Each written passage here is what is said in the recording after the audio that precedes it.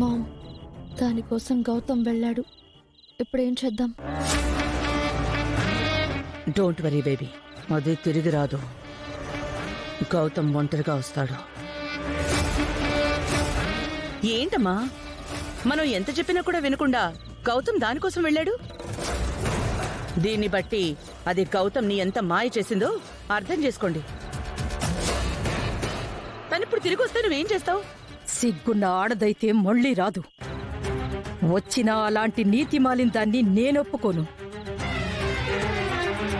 గౌతమ్ మంచి కోరి చెప్తున్నాను. మన రెండు కుటుంబాల గౌరవం ఇప్పుడు మీ చేతుల్లో ఉంది.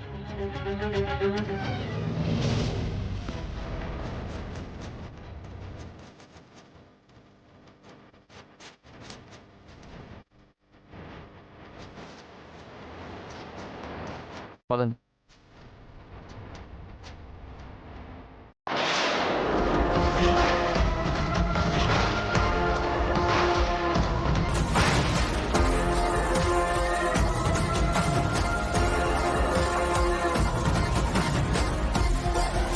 ఇది ఇంకా ప్రాణాలతో ఉందా?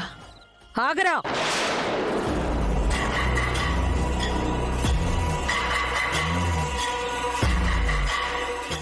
ఎంత జరిగినా ఆ దరిద్రాన్ని మళ్ళీ ఎందుకు వెంట పెట్టుకుని వచ్చావు? ఈ ఇంట్లో అడుగు పెట్టే అర్హత, ఈ ఇంట్లో కోడలుగా కొనసాగే హక్కు దానికి లేవు. దానికిక్కడ స్థానం లేదు. ఉన్నాయి నాన్నమ్మ. ఈ ఇంటి కోడలిగా ఉండాల్సిన అన్ని హక్కులు అధికారాలు అహల్యకున్నాయి. తనను అడ్డుకున్నావంటే నా మీద ఒట్టే. రేయ్, పదండి.